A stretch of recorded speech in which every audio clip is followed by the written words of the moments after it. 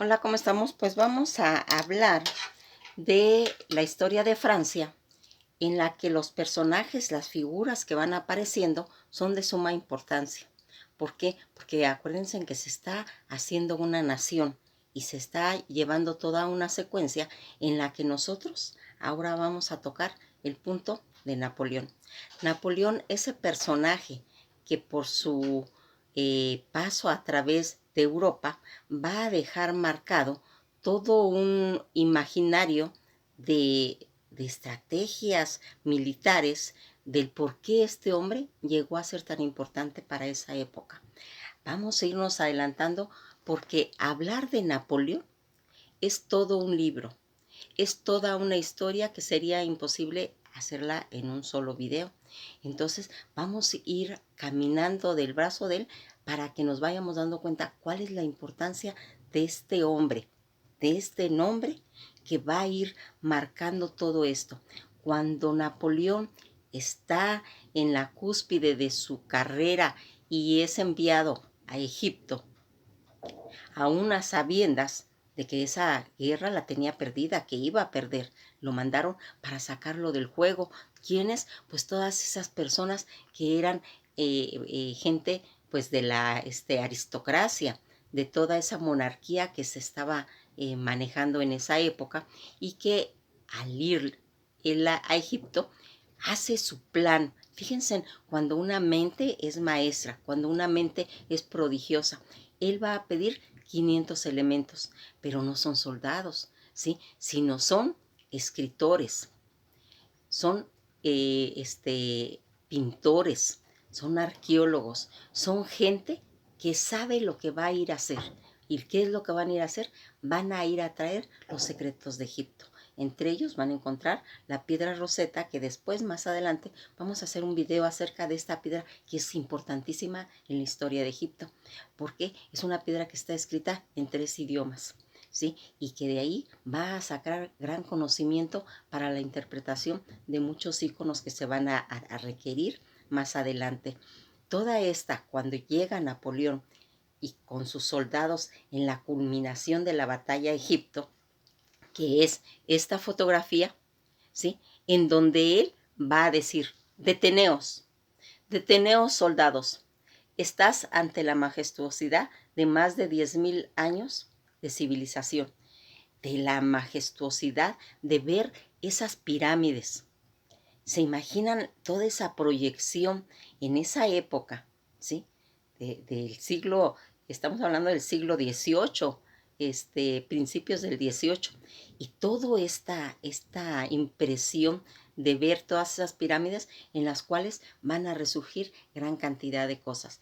Aquí vamos a ir viendo cómo este hombre, con toda esa mentalidad que tiene y todos esos conocimientos, Napoleón Bonaparte, ese hombre, ese nombre que no solo llenó parte de la historia correspondiente al periodo de su vida y que va a iniciarse cuando él nace en 1769 y va a finalizar en 1821, sino que supo también sobresalir por sus enormes dotes de guerra, estrategias democráticas, administrativas, republicanas, legislativas, culturales, educativas, toda esa disciplina religiosa de su pensamiento y más cosas, porque todo esto a lo largo de su fama y de sus obras se va a ir viendo, se va a ir plasmando. Desde luego, pues fue un hombre humano con muchos defectos, ya que era impositivo, manipulador, adulador, egocéntrico, controlador, indolente, convenenciero, iracundo, desconfiado, ambicioso, despótico y todo una certa de egos. Pero todo eso, cuando nosotros lo dejamos a un lado y vemos la trayectoria que realmente tiene, la valía de su obra, es donde nos vamos a dar cuenta qué personaje tenía. Fíjense en cómo era tan esotérico este hombre que comentaban que cuando él llegaba a un lugar para dormir, él volteaba su cama para el lado norte. ¿Por qué? Porque él tenía conocimientos esotéricos en los que él sabía de que ahí entraba la energía, la energía para tener un buen descanso. Esas son cosas que se van contando, perlitas que se van sacando de su vida, porque hay cantidad, hay mucho que hablar de él. Y aquí pues nos vamos a ir dando cuenta que esta dimensión que él todavía no comprendía y que hasta la fecha los historiadores modernos, ni mucho menos la gente común, cuando no conocemos de su obra, cuando no sabemos la magnitud de este hombre, en las cuales, pues, por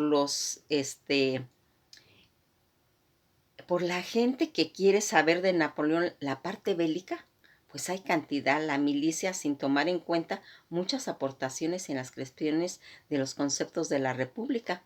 Así que prepárense para que ustedes vayan investigando todo lo que está relacionado con la vida, la conquista y las aportaciones que va a dar este hombre acerca desde su infancia en los ingresos de los colegios militares, donde llegará lejos si las circunstancias pues lo van ayudando.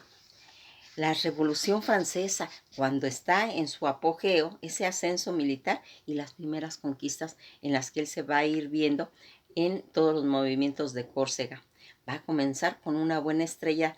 Napoleón pues vuelve a revivir a Napoleón como un símbolo napoleónico. Cuando aparece Josefina, que es su esposa, que es más grande que él, y ella es la que tiene todos los contactos en cuestiones militares y de diplomacia, y ella, al casarse con él, lo va a introducir a ese mundo. Y aquí vamos a ir viendo cómo todas esas batallas de ascenso definitivo y cómo Napoleón, como un verdadero romano, va a hacer toda esa conquista, todo el esplendor napoleónico y la astucia que va a ir representando toda su era napoleónica, va a ganar importantes adeptos a fin de ansiar una paz cuando llega a Austria. Todo lo que va a reflejar, como les he comentado, en estas situaciones, cuando llega él a Egipto y va a darse cuenta de todas estas maravillas, y cuando va a llegar a Inglaterra, haciendo un golpe de estado y a empezar un nuevo. Todos aquellos famosos 18 Blumarios, el arrepentimiento de Seyler y los nuevos juegos viejos argumentos que va a ir haciendo que continúe la crítica y la censura de la prensa a su alrededor. Nosotros aquí nos vamos a ir dando cuenta cómo al iniciar todas estas guerras, el arte de la guerra según Napoleón, porque aquí también entran los conceptos en los que él está viendo atentado contra el corso y cambios administrativos que se van a ir dando a partir de todas esas vivencias que él tiene y que le van a llenar de un conocimiento de acuerdo con toda esa relación que él tuvo con los papas, más control sobre toda esa información, toda esa prensa que se mantenía y aquel triunfo diplomático que él pudo lograr a través de todas esas figuras, las ceremonias y el regreso al catolicismo que él volvió, la legión de honor que tuvo que hacer y ese culto a la personalidad, sus nuevas conquistas a costa de lo que fuera. Otro atentado que tuvo el corso, que así se le llamaba, un rey disfrazado de emperador que insistía en la paz, inicio de otra guerra continental y todos esos acontecimientos napoleónicos, sinónimo de la inteligencia que él poseía, con rotundas victorias a través de la estancia en Francia, su batalla en Trafalgar y toda la caída que va él a tener en ese afán de controlar y transformar Europa, Inglaterra y la familia de las preocupaciones del emperador, y lo más importante es la paz. La otra guerra, otras victorias unido con el emperador y los disgustos de Napoleón se van a ir platicando a través del libro. Napoleón va a insistir en expandirse en toda Europa y haciendo cuando se llega a invadir la rebelión española que ya habíamos comentado que se va a suscitar por todo ese concepto que él llevaba de la ilustración a España, pero que no va a ser comprendido porque lo van a llevar los invasores. Aquí nos vamos a dar cuenta cómo esta Europa, aunque sea por 3 meses, hubo una paz. El amor no cuenta pues todas esas extensiones, todos los atentados que tuvo y el ejército más grande del mundo que llegó a formar y la pues derrota más humillante. Y cuando se le dice el adiós al emperador, cuando conquista su territorio, todo ese manejo de expansión que le va a llevar hasta la muerte en Waterloo, va a ser su última batalla. Y aquí nos vamos a ir dando cuenta de tantas cosas, de ese amor que le tenía él a Josefina y por qué era tan importante que él le va a regalar una isla, que es la isla de Haití. Vamos a ir viendo toda esa importancia a lo largo de su pensamiento, de sus frases, de su forma de pensar, pero ante todo de un espíritu guerrero, un espíritu que no tenía límites, porque aunque él era bajo de estatura, pero aquí hay ciertos mitos, porque decían, es que era un hombre muy chiquito. No, se ha visto que era un hombre de 1,70. Lo que pasa es que antes la gente era altísima, había gente de 2 metros, 2,20, 2. Y entonces, pues por supuesto, si vamos a compararlo con un vikingo, pues era una pequeña cosa. Y entonces él decía, la inteligencia no se marca del suelo al cielo, sino de la cabeza al cielo.